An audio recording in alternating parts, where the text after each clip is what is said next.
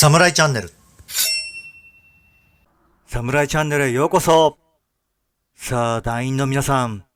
今回もシーズンオフメンテナンスの進めということで、第2弾、3つ目のベアリングの取り外しと、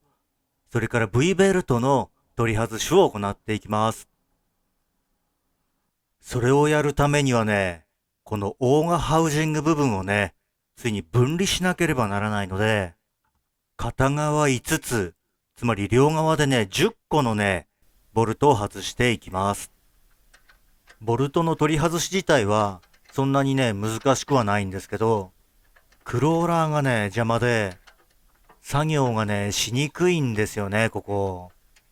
そして取り外すね、ボルト自体は、片側で5つあるんですけど、側面がね、3個。そして下側のね、角のところに1つ。そしてから上側のところに1つですね。そしてボルトを外す前に、オーガをね、地面にぴったりつくように下げておくと、作業がやりやすいと思います。オーガを下げていないと、オーガの重みがこのボルトにね、かかってきてしまって、取り外しがね、やりにくくなってしまいますので、下げて作業することをお勧めします。そしてね、今見ていただいてるのは、これ純正のね、ボルトじゃないんですよね。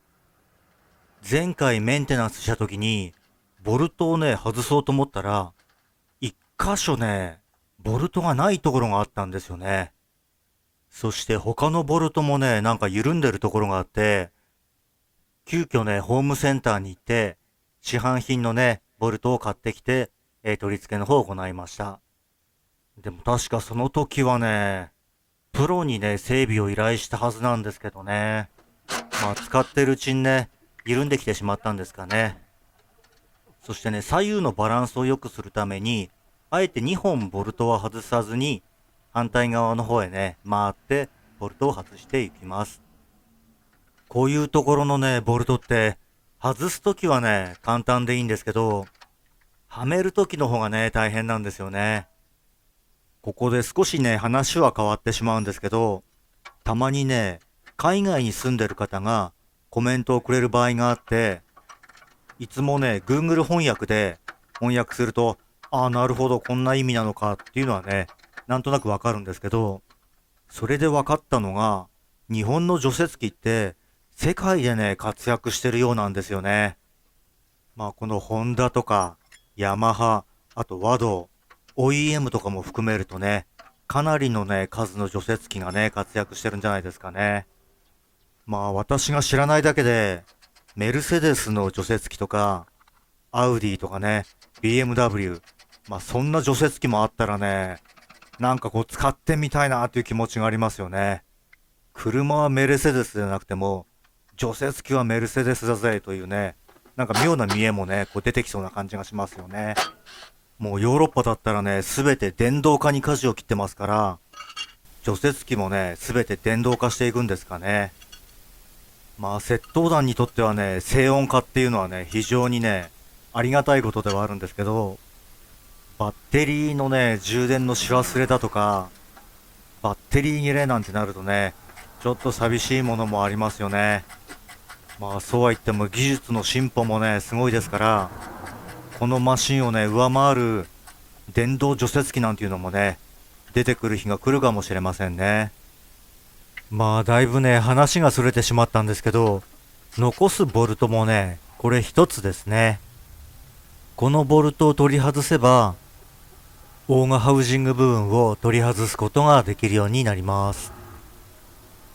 それではオーガハウジング部分を取り外していきます。ご覧いただいたように、まだね、V ベルトがつながってる状態ですんで、少しね、ずらす程度にしておきます。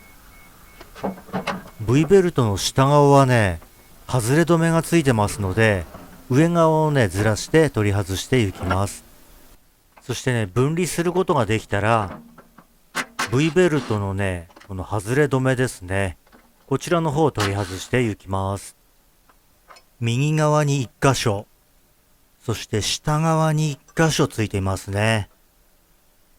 ついていたネジは、わからなくならないように、またね、はめておこうと思います。そして下側のあと1箇所ですね。意外とね、こういうね、見えにくい場所の部品って、取り付けるときにね、忘れてしまいがちになってしまうので、全部組み上げてからね、これが残ってたらね、なんかちょっとこう寂しい気持ちになってしまいますよね。さあ、それでは今回ね、このガタガタになっているベアリングを交換したいので、プーリーの取り外しを行っていきます。手で外れるかと思ったんですけど、結構ね、固着しちゃってますよね。固着が取れてしまえばね、簡単にね、引き抜くことができました。いや、しかしなんかね、すごいことになってますね。まあなんかこの棒のところがね、錆びてると言ったらいいか、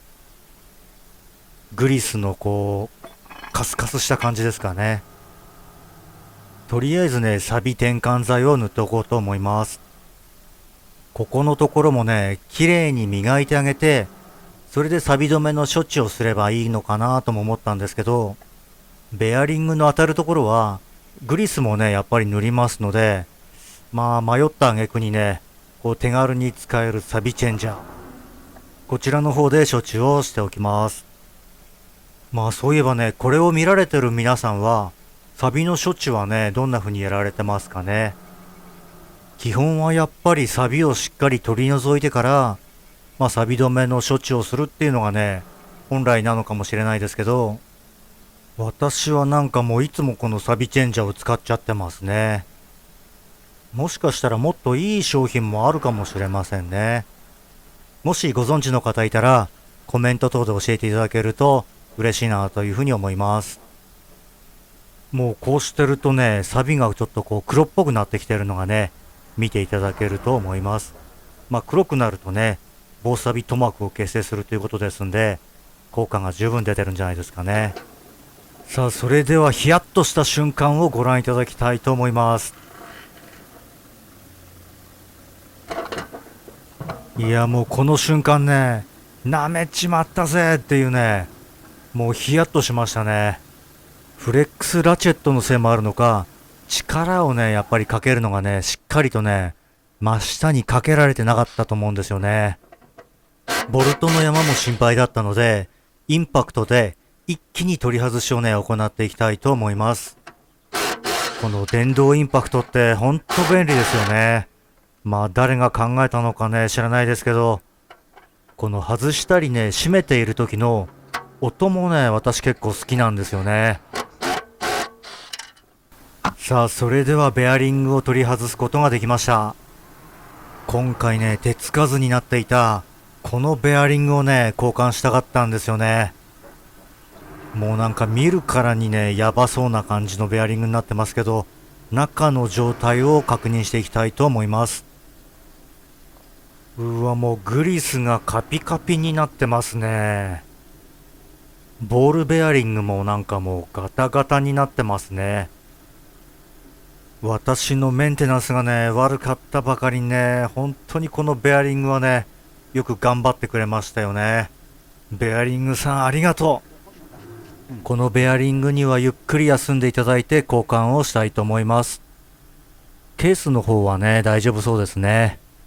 そして今回驚いたのが、ここですよ。もう切れる寸前だったんですよね。外からね、見た時には結構綺麗で、あ、まだまだ使えるなっていう感じだったんですけど、外してみてね、もうびっくりですよ。これ昨年のね、オフシーズンにメンテナンスした映像なので、もしこの時に変えてなかったら、今年の豪雪でどうなっていたか。まあもう確実にね、走行不能になっていたと思われますね。変えててよかった。そんな感じですね。今年の豪雪でね、今回この除雪機にはね、結構無理させたんですよね。私の住んでる地域だと、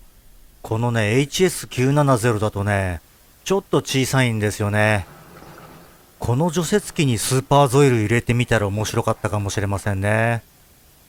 さて、それでは問題の V ベルトを取り外すことができました。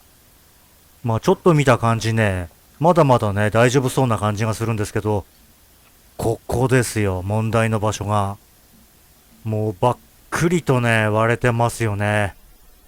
まあこればかりはね、消耗品なので、皆さんも今年はね、特に変えた方がいいかもしれませんね。今回も残念ながらお時間となってしまいました。皆さんからのチャンネル登録やグッドボタン、そしてアドバイス大歓迎ですので、